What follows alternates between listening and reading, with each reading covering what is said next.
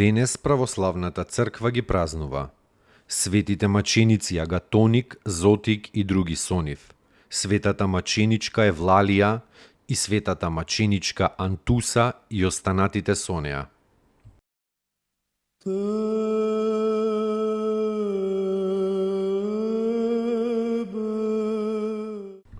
Светите маченици Агатоник, Зотик и други со нив. Светиот Агатоник бил граѓанин на Никомидија и христијанин по вера. Со голема усрдност ги одвраќал елините од идолопоклонството и ги поучувал на вистинската вера. По наредба на царот Максимијан, царскиот намесник остро ги гонел христијаните. При тоа гонење го фатил светиот Зотик во некое место Карпин.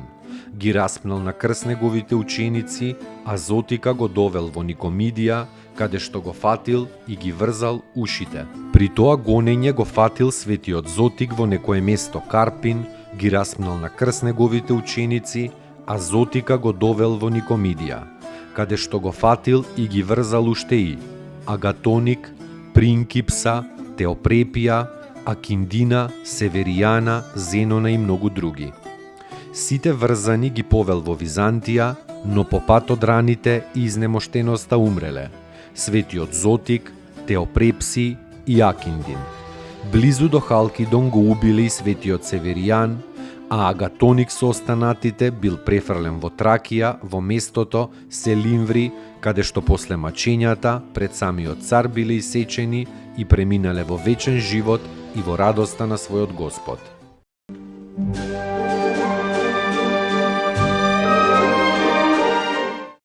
Поуки од светите отци.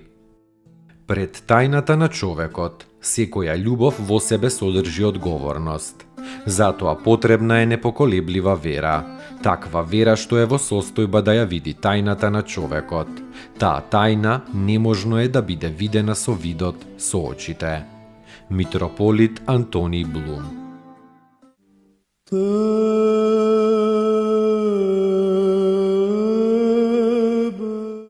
Светата маченичка Евлалија. Во времето на страшните гонења на христијаните во Шпанија, живеела некоја девица Евлалија, родена од христијански родители во местото наречено Варкинон. Целата била предадена на Христа како на свој младоженец. Целата задлабочена во Светото писмо, таа се вежбала истрајно во доброволните подвизи на телото и на духот. Кога мачителот Дакијан немилосрдно ги убивал христијаните по Шпанија, па дошол и во Варкинон. Евлалија се искрала ноќе од своите родители, излегла пред мачителот и пред мноштвото народ го разобличила за убивањето на невините луѓе, исмевајќи ги при тоа мртвите идоли, исповедувајќи ја јавно верата своја во живиот Господ Христос. Разлутениот Декијан наредил да ја разголат и да ја тепаат со стапови. Но светата девица изјавила дека не чувствува болки во маките за својот Христос. Тогаш мачителот крстообразно ја заврзал на дрво и наредил телото со свеќи да и го горат. Мачителот ја прашал каде е низиниот Христос сега да ја спаси, а Евлалија одговорила: тука е со мене, но ти не можеш да го видиш поради твојата нечистотија. Во големи маки Евлалија го предала својот дух на Бога, и кога издивнала, луѓето виделе бел гулаб кај што излегува од незината уста. Во тој час ненадејно паднал снег и го покрил голото тело на маченичката како со бел фустан. Третиот ден дошол светиот Феликс и жално плачел пред телото на Евлалија, што висело. И на мртвото лице на светителката се појавила насмевка. Нејзините родители дошле и заедно со останатите христијани чесно го погребале телото на светата девица. пострадала за својот Господ и преминала во вечната радост во почетокот на 6 век.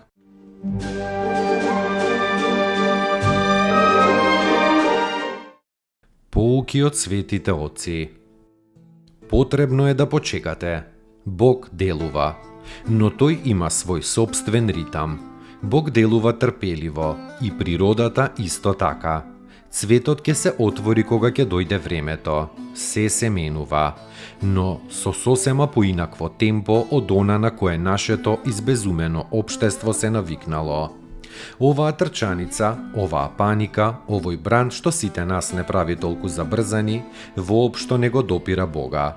Бог не влегува во оваа луда ритмика, тој се движи во ритамот на својата љубов и на своето трпение. Старец Нектарий Виталис.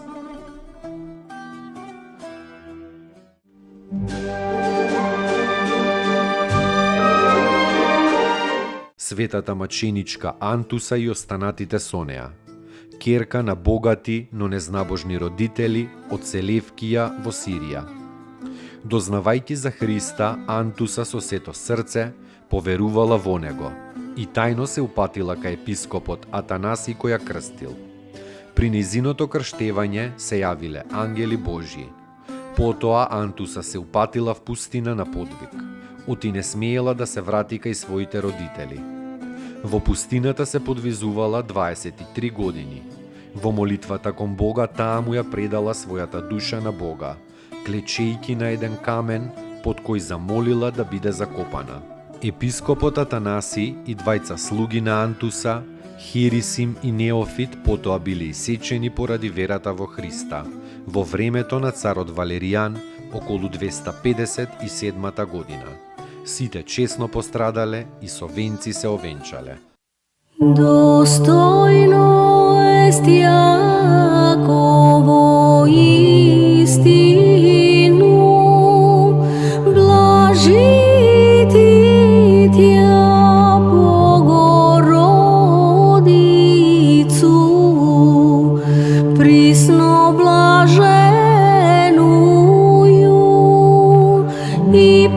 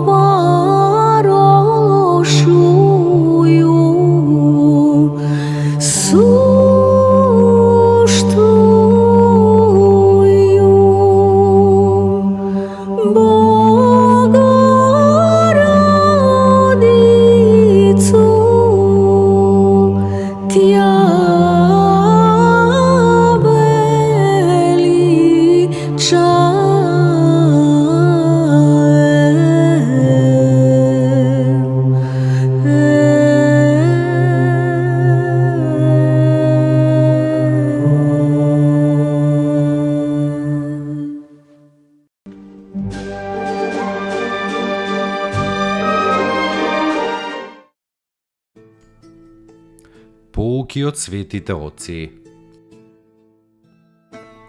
Човекот најмногу страда од мислите што не му се потребни. Старец Тадеј.